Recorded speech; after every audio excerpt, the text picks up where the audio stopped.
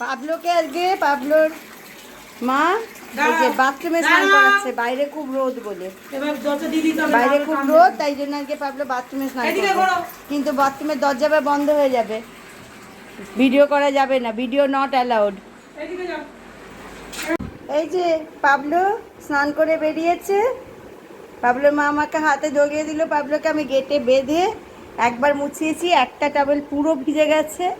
ওকে মোছাতে 3টে টাওয়েল লাগে, 3টে টাওয়েল লাগে, পুরো ভিজে যায় 3টে টাওয়েল। সে এখন আমি একটা একটা করে 1 নম্বর টাওয়েল ভিজলো, এবার আবার 2 আর 3 দিয়ে মোছাবো।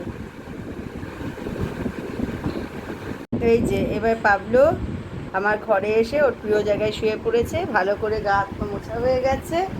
এবার পাখাটা চালিয়ে রেখেছি, খালি এসিটাকে বন্ধ করে রেখেছি, কারণ স্নান করেছি, ঠান্ডা লেগে যেতে পারে।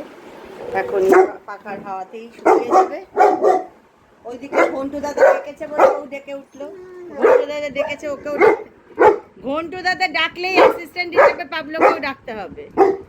হ্যাঁ, বউ বউ বউ বউ বউ বউ।